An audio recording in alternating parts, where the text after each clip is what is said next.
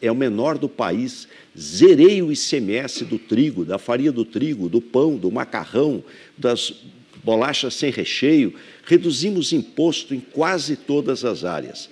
Agora, eu defendo a reforma tributária. Tempo, candidato. Olha, Alckmin, o trabalhador brasileiro gostaria muito de viver nesse mundo da fantasia que você apresenta. Agora, em relação ao custo Brasil, nós precisamos fazer uma diferenciação do que é o pequeno empresário, que esse, de fato, está esganado e precisa de crédito público, precisa de desburocratização e apoio do governo.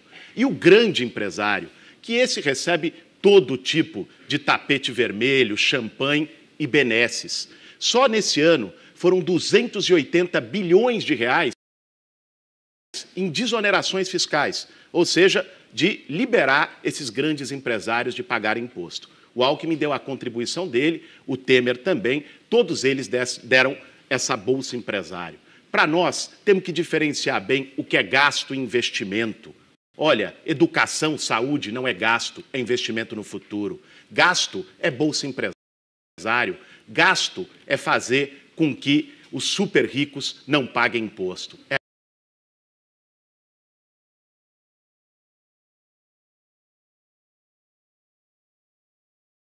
Reforma tributária, reforma política, reforma do Estado. O Brasil é um país caro. Por que o Brasil ficou caro? Você que compra um produto paga muito mais do que em outros países. Primeiro, o custo do dinheiro. Estados Unidos tem 4.000 bancos, o Brasil tem meia dúzia. Nós vamos fazer uma grande reforma bancária para trazer mais banco, ter mais competição e desregulação. A outra reforma tributária, imposto demais, onerando o trabalhador e o empreendedor. Burocracia, esse cartório verdadeiro que temos no país e logística ruim. Mas o quinto, para reduzir custo Brasil, é não eleger nem o PT, nem o Bolsonaro, porque nenhum dos dois vai resolver a crise. Podem agravar a crise, isso sim. Candidatos, muito obrigado. Eu peço agora que quem se aproxime seja a candidata Marina Silva da Rede, porque pelo sorteio é ela que vai dirigir a pergunta a um outro candidato nessa segunda rodada de perguntas e respostas do nosso debate. A quem a senhora quer fazer a sua pergunta, candidata? Desculpe, perdão. Acabei de cometer o primeiro erro da noite. Antes, eu preciso fazer, ainda bem, fui salvo pelo ponto eletrônico, porque primeiro eu tenho que descobrir qual é o tema. Jornalismo. Isso. Legislação trabalhista. Não é um ano fácil, candidato. Legislação trabalhista é o tema. Agora, sabendo do tema, a senhora vai escolher a quem vai fazer a pergunta. Perdão. O tema... Legislação trabalhista, candidato. Eu vou chamar o Henrique Meirelles. Não vai acontecer de novo, perdão por esse erro. Candidato. Candidata, a senhora tem 30 segundos para a pergunta. Candidato Meirelles, você, juntamente com o governo Temer, propuseram uma reforma trabalhista que prejudicou os direitos dos trabalhadores. Em nome da modernização, criaram relações pré-modernas de trabalho. Uma mulher trabalhar em atividade insalubre, uma pessoa pobre ter que pagar para ter uma perícia técnica para poder entrar na justiça, tudo isso é inadmissível. Você vai corrigir esses erros? Existe a necessidade, certamente, de corrigir alguns problemas que precisam ser endereçados imediatamente, como essa questão, por exemplo, do trabalho insalubre, principalmente para a mulher grávida, mas para todos. Temos que enfrentar esse problema com rigor. Por outro lado, também, nós temos que dizer que a legislação trabalhista brasileira, de fato, ela estava no século passado e criando um problema grave para o país crescer, e criando um problema para os trabalhadores, criando um problema para as empresas e criando um problema para a população brasileira. Por quê? Vou dar um exemplo para você, que talvez você não conheça. Lá na Europa, por exemplo, tem uma grande empresa que tem um número grande de funcionários no Brasil, cerca de 70 mil, e um número grande de funcionários nos Estados Unidos, também cerca de 70 mil. Esta mesma empresa Nos Estados Unidos, tem 27 causas trabalhistas e tem 2 advogados trabalhando em período parcial. No Brasil, 25 mil causas trabalhistas e 150 advogados. Isso não é bom para os trabalhadores. É a mesma empresa com a mesma prática trabalhista. Nós temos que ter condição de ter um país em que o trabalhador tenha condições de optar qual é o sistema em que ele quer trabalhar. Neste caso, por exemplo, nós temos que ter relações modernas entre o trabalhador e a empresa. É fundamental que se faça uma reforma trabalhista, inclusive para ajudar que os trabalhadores possam entrar na formalidade. Ela é necessária, mas eu vou corrigir todos esses erros que foram cometidos por vocês. E eu vou citar um exemplo que, com certeza, você não conhece. Quando eu era ministra do Meio Ambiente, encontramos em uma fazenda, lá no interior do Pará, mais de 38 pessoas vítimas de trabalho escravo. Uma pessoa que é vítima de trabalho escravo não tem como pagar uma perícia técnica para poder reclamar seus direitos na justiça. Uma pessoa que ganha salário mínimo não tem como fazer uma perícia técnica. Uma mulher grávida tem que ser protegida e uma pessoa tem que ter o direito a pelo menos 1 hora para poder se alimentar e se conectar consigo mesmo. Eu vou mudar essas atrocidades. O trabalho escravo vai além do problema trabalhista. É uma questão de polícia. Nós temos aqui que garantir que as pessoas sejam tratadas com dignidade. Isso é uma questão de direitos humanos, não é meramente uma questão trabalhista. O país tem que respeitar os seus cidadãos, seja a empresa, seja o governo, seja os trabalhadores e sejam os políticos, que têm que levar a política a séria, tem que levar o eleitor a sério, tem que levar as pessoas para que não fiquemos aqui simplesmente fazendo demagogia, palavras populistas que possam lhe enganar. Nós temos que trabalhar com seriedade, porque o Brasil precisa melhorar a sua vida, precisa crescer, precisa trabalhar com justiça social, sim, mas com eficiência, para que você possa, trabalhando o mesmo número de horas, com dignidade, ganhar mais, produzir mais e produzir melhor. Candidata Marina, eu agradeço a sua presença. Candidato Meirelles, eu peço ao senhor que fique onde está, porque é o senhor que vai fazer a próxima pergunta sobre o tema que eu vou sortear aqui, saúde. Agora o senhor diz a quem o senhor quer fazer a pergunta sobre saúde. Álvaro, por favor. Candidato Álvaro Dias. 30 segundos para a pergunta, por favor, candidato. Candidato, nós temos uma situação de saúde dramática no Brasil. Já, por um longo tempo, nós temos uma população que tem um serviço de qualidade baixa do SUS.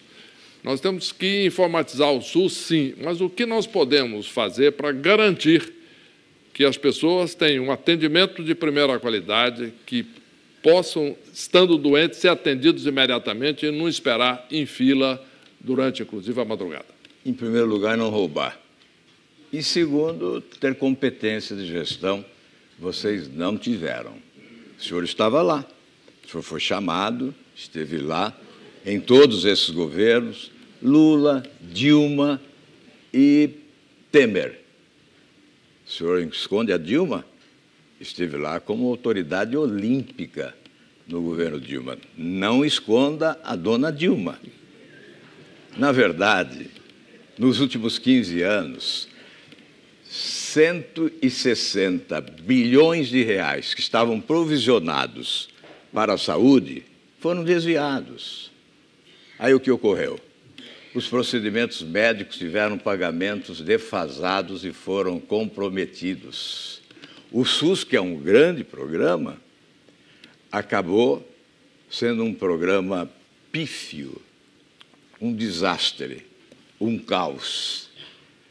O que é preciso fazer? Revitalizar o SUS com a tabela única, priorizar a atenção básica, porque aí apenas 20% do doente chegará a atendimento de média e alta complexidade, reduziremos o sofrimento do povo e reduziremos as despesas do governo. Portanto, a questão de saúde, o Banco Mundial já disse, não é uma questão só de dinheiro, é de competência, planejamento, organização e menos corrupção. Eu tenho a ficha limpa. Eu não fui nunca, em nenhum momento, acusado de corrupção. Eu sou um candidato da minha história e não tenho nenhum processo, porque o meu foco é a competência. Sim, trabalhei e fiz um programa junto com o Banco Mundial, visando analisar a estrutura de serviço público no Brasil. Podemos, sim, melhorar o SUS, podemos, sim, fazer com que cada um tenha um cartão eletrônico em que possa, chegando no médico, com horário marcado, ter um atendimento que já tenha ali no cartão tudo aquilo que ele já teve e todo o que é o tratamento proposto. Para isso, é necessário competência, menos demagogia e menos falatório. Candidato Tréplica, agora. Eu ia falar só de saúde dessa vez, mas o senhor me deu a grande oportunidade de dizer que ficha limpa não tem quem é cúmplice de corrupção, quem participa de governo que se transforma em organização criminosa. O senhor leu a delação do Palocci? O senhor leu a delação do Marcos Valério? O senhor estava lá. O senhor admite gastar 1 bilhão e 400 milhões de reais numa campanha eleitoral? Quantas casas se construiria no Minha Casa Minha Vida com 1 bilhão e 400 milhões de reais? Mas em matéria de saúde, eu vou também instituir, se for presidente da República, que Deus me permita ser presidente, eu vou instituir o médico federal, no lugar dos mais médicos, que é outra corrupção. É dinheiro que vai para Cuba um balaio de dinheiro. Tempo, candidato. E volta uma cestinha para o Brasil. Tempo. Muito obrigado. Candidato Meirelles, o senhor pode retornar. Candidato Álvaro Dias, o senhor permaneça, por favor. Duas coisas. Eu vou pedir ao senhor que se mantenha centralizado para que não fuja do enquadramento da Câmara. Ok. Isso. O senhor é que vai fazer a próxima pergunta, mas é nossa bancada cinza que serve como referência para o senhor. Eu vou sortear o tema e depois o senhor diz para quem vai fazer a pergunta. Gastos públicos. Gastos públicos é o tema da sua pergunta para qual candidato, por favor? Quem sobrou aí, William? Nós temos Guilherme Boulos, Marina Silva, Fernando Haddad e Ciro Gomes. O Fernando Haddad, claro.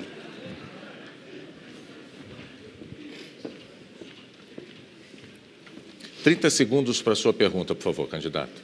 Ao final do programa, eu vou entregar a você a pergunta que você levará ao verdadeiro candidato do PT à presidência da República, porque o senhor aqui é apenas o representante dele, ele é o seu padrinho.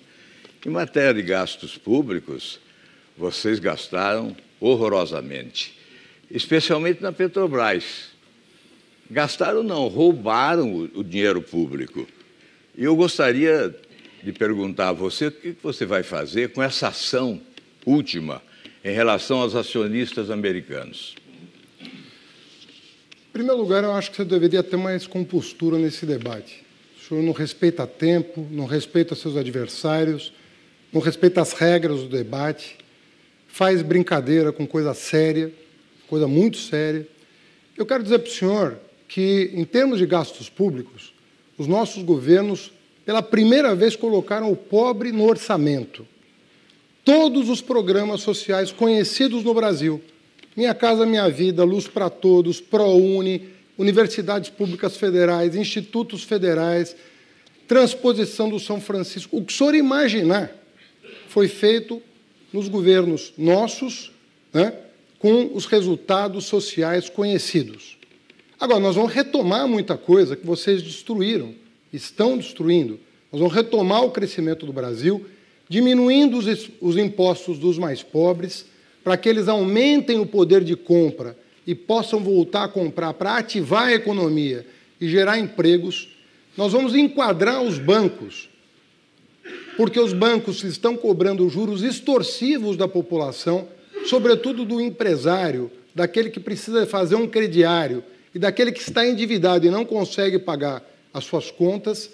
Nós vamos fazer tudo o que for necessário, a reforma fiscal para retomar os investimentos públicos gerando emprego. É isso que eu vou fazer a partir de 1º de janeiro de 2019. Olha, eu não estou brincando. Estou falando muito sério. Olho no olho, papo direto. Vocês é que são uma brincadeira governando. E, aliás, quando você fala do seu desempenho no Ministério da Educação, eu fico pensando que você estava na Dinamarca.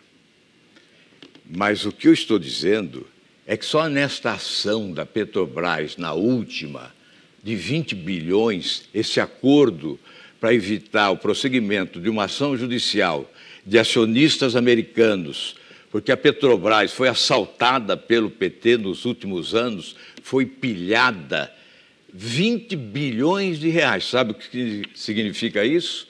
A construção de 200 mil casas, onde morariam 4 pessoas, igual, 4 pessoas, 800 mil pessoas, igual a capital de Maceió. É levar Maceió com o Renan Calheiros e com o Collor para Nova York. Candidato. Esse é o tamanho do roubo do PT só nesse caso. Candidato Álvaro Dias, eu interrompo por causa do tempo e peço ao senhor, por favor, que dê um passinho à sua direita para se centralizar em relação a essa mesa cinza, senão o senhor não aparece. Eu quero ficar bem de frente do Haddad. Candidato Haddad, 1 minuto. É porque senão o senhor encobre o outro candidato com aquela câmera que está atrás do senhor. É esse o pedido que eu lhe faço mais uma vez. Candidato Haddad, agora sim, por favor, 1 minuto. O senhor está atrapalhado em relação ao tempo e ao espaço.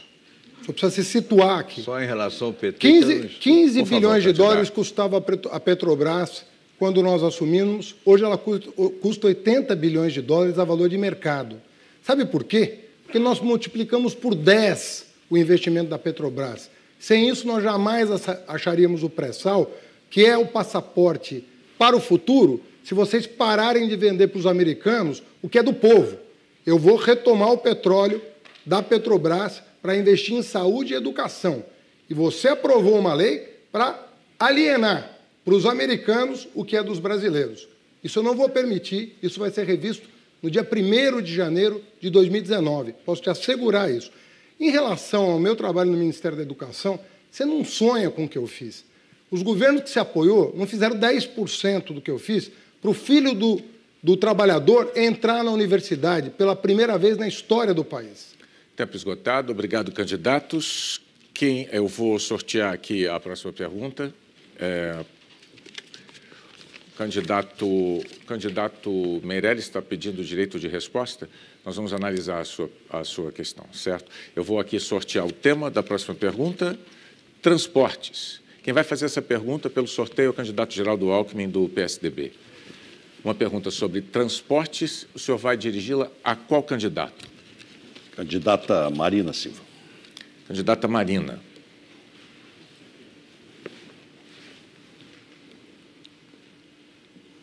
Trinta segundos para a pergunta, candidato. Marina, eu viajei bastante nesse período da campanha eleitoral, verificando os grandes problemas de transporte e de logística.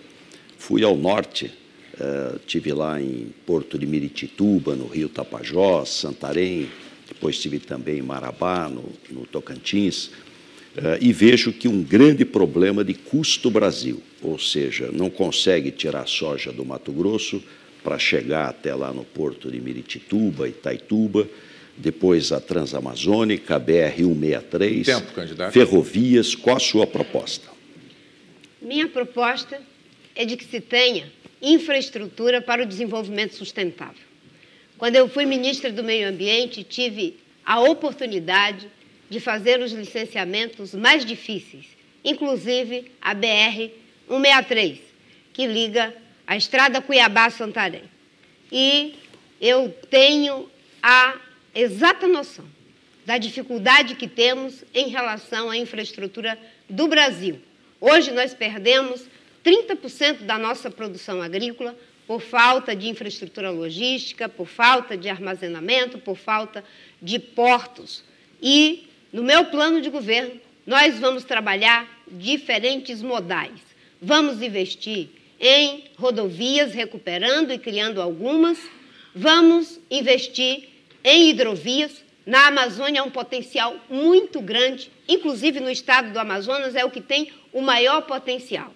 E vamos investir em ferrovias, que é um transporte mais barato, ambientalmente mais sustentável e mais adequado para algumas regiões do Brasil. A infraestrutura gera emprego, gera renda, gera vida digna, mas tem que ser feito em bases sustentáveis. Não pode ser feito de qualquer jeito.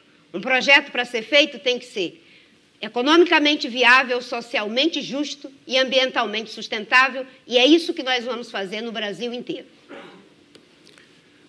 Eu pretendo desenvolver um grande programa de obras. Nossa prioridade é emprego, emprego, emprego. Trazer investimento privado para se somar investimento público, hidrovias do Rio Madeira, do Rio Tapajós, do Rio Tocantins, Amazonas, para ir para o norte do mundo, toda a nossa produção de alimentos. O Brasil vai ser o maior produtor de proteína animal e de grãos do mundo. Investir também em ferrovias, obras paradas, como a Fiol, Transnordestina, imediatamente retomá-las. Se o concessionário não fizer, nós vamos substituí-lo e estabelecer as punições.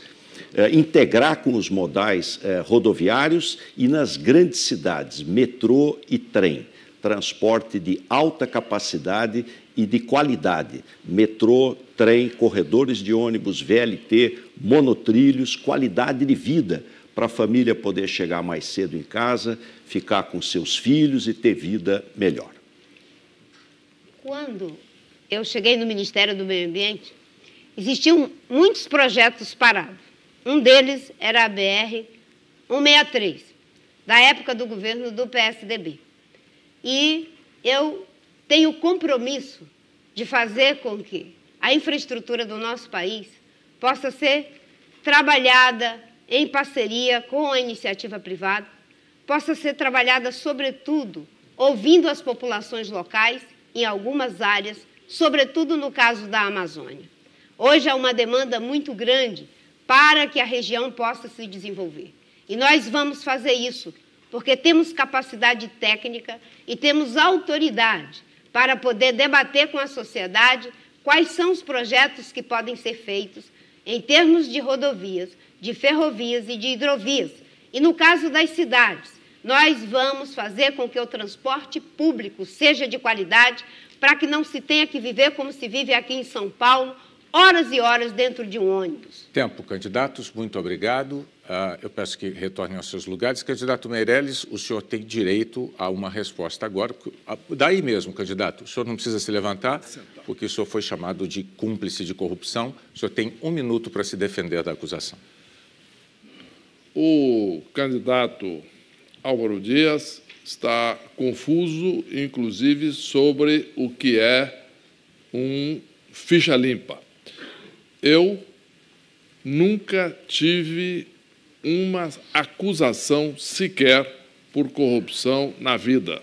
Trabalhei 10 anos no serviço público, 33 anos em empresa.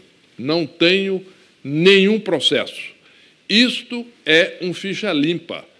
E é isso que, neste festival de delações e denúncias muito importante que está acontecendo no Brasil, meu nome nunca foi citado. Por quê? Porque o meu trabalho é um trabalho que não diferencia um governo de outro. Eu divido o Brasil entre quem trabalha pelo Brasil e quem não trabalha pelo Brasil. E quem é ficha limpa e quem não é ficha limpa. E eu sou um candidato que tem um histórico de honestidade. Seu tempo, candidato. Obrigado. Por favor, o público não se manifesta. Agora é a vez do candidato do PT, Fernando Haddad. Candidato, o tema da pergunta que o senhor vai fazer é meio ambiente. Quem são os... O senhor precisa fazer a pergunta obrigatoriamente a Ciro Gomes. Pois é.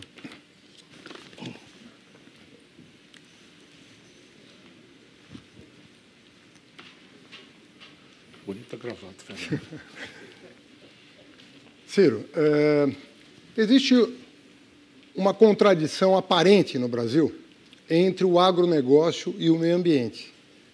Então, tem muito disso que me diz que em torno disso, e muitas vezes o Brasil deixa de avançar em função dessa contradição, por falta de uma solução para esse problema, uma vez que o agronegócio gera emprego, gera exportação, gera divisas, precisa ser apoiado, mas o meio ambiente não pode ser descuidado. Como é que você pretende resolver essa equação? Eu tenho o privilégio de ter escolhido para a minha vista uma mulher que deve ser a melhor cabeça em matéria de compreensão desse grave problema, que é a sustentabilidade do desenvolvimento agropastoril do Brasil.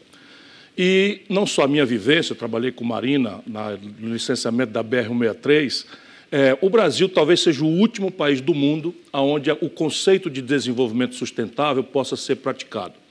Isso significa coisas concretas. Por exemplo, está se plantando cacau lá nas alturas da Transamazônica. Já é mais produtivo do que na Bahia, onde ele teve um problema sério, que é a praga da vassoura de bruxa. Se está plantando teca, que é uma essência madeira muito mais cara do que o mogno. Mas isso tudo está sendo feito meio que avulso. O que resolve isso são ferramentas modernas em que nós fazemos o zoneamento econômico e ecológico e desestressamos, ou seja, geramos atividade produtiva para trás para proteger a floresta, porque a floresta, modernamente, vale economicamente muito mais em pé do que derrubada e desmatada. Mas no Brasil nós empurramos migrantes do Sul e do Nordeste para ir para a Amazônia, e a condição deles terem o título da terra, Haddad, lá atrás, era desmatar.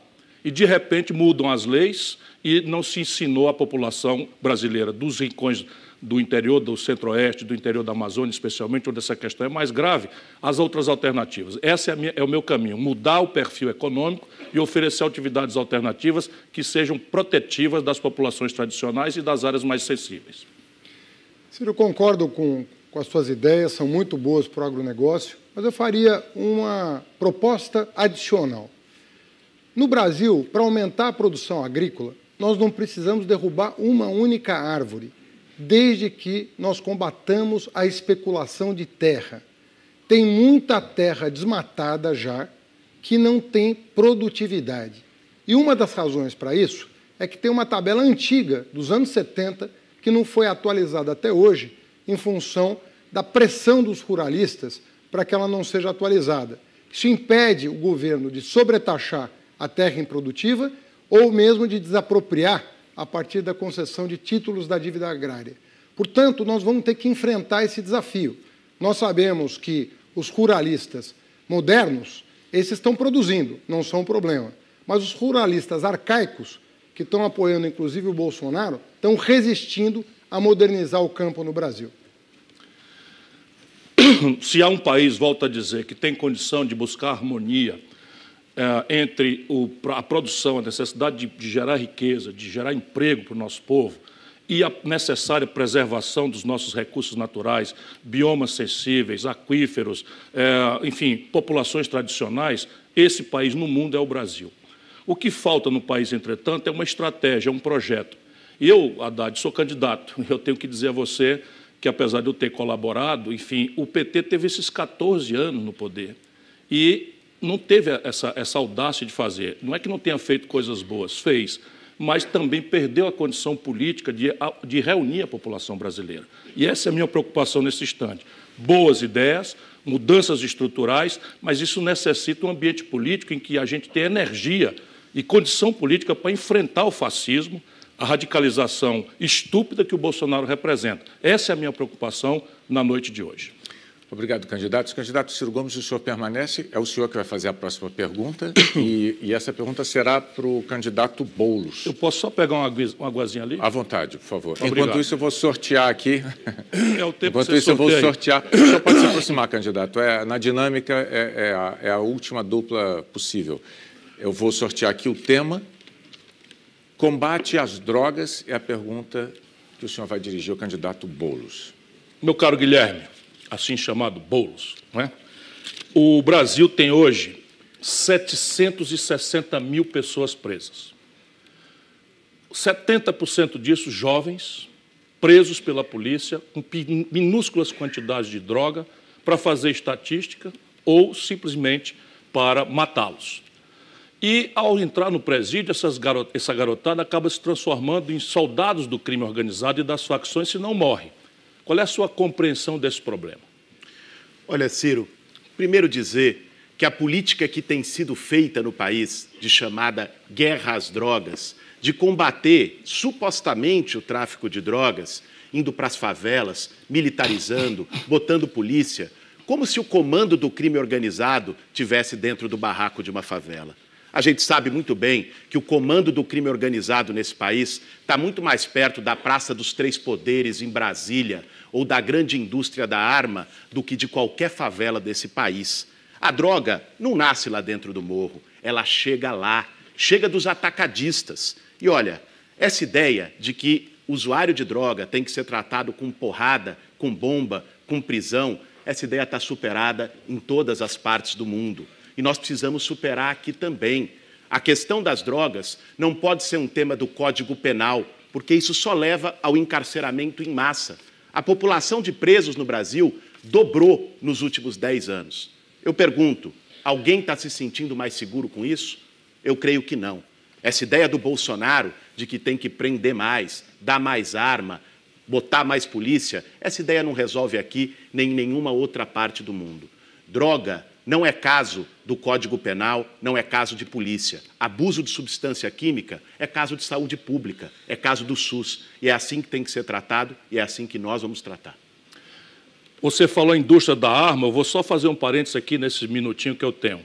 As ações da Taurus, uma fábrica de armas no Brasil, aumentaram 180%. E tem várias pessoas associadas à turma do Bolsonaro ganhando muito dinheiro com a evolução das pesquisas. Isso é o que o Brasil precisa saber. 180%. Enquanto a caderneta de poupança do trabalhador e da classe média rende 6% ao ano, quem especulou com ações da fábrica de armas em cima de um discurso de um candidato que fala nisso toda hora e se ausentou do debate aqui, eu queria tirar a máscara dele na frente de todo mundo aqui, ganhou 180% em 60 dias. Esse é um país assaltado. Sobre a questão, entretanto, nós precisamos fazer a correção da lei de 2006. Foi uma lei equivocada que foi feita em 2006, sob o governo progressista, que permitiu que um juiz no Pará considere uma quantidade minúscula de droga uma mera contravenção que não tem pena, e a mesma quantidade de droga no Rio de Janeiro vai para a cadeia. Isso é uma aberração que nós precisamos corrigir. É isso, nós temos que descriminalizar o consumo de drogas, e mais do que isso, Ciro, nós temos que rever o modelo de segurança pública no Brasil. Esse modelo está falido. Um modelo que é só repressão, policiamento ostensivo, militarização. O Estado do Rio de Janeiro está sob intervenção militar. Os índices só pioraram. O caminho não é esse. O caminho é, antes de tudo, atuar com prevenção. Nós não queremos construir presídios, nós queremos construir escola. Nós não queremos dar a primeira arma para o nosso jovem, nós queremos dar o primeiro emprego, a oportunidade. E, evidentemente, precisamos resolver o problema de quem hoje é assaltado no ponto de ônibus. Agora, isso não se resolve com mais violência, com mais polícia. Essa não é a receita. Isso se resolve com inteligência, para não deixar a arma chegar onde ela está chegando hoje, combatendo o tráfico de armas e munições que tem relação com as grandes empresas de arma que ganham com isso. Para dar um rápido exemplo, aqui no estado do Rio de Janeiro, a maior apreensão de arma não foi nenhuma favela, foi no aeroporto do Galeão e foi prender o responsável em Miami. Nós estamos concluindo aqui o segundo bloco do nosso debate. Daqui a pouco os candidatos a presidente voltam a fazer perguntas sobre temas livres. Até já.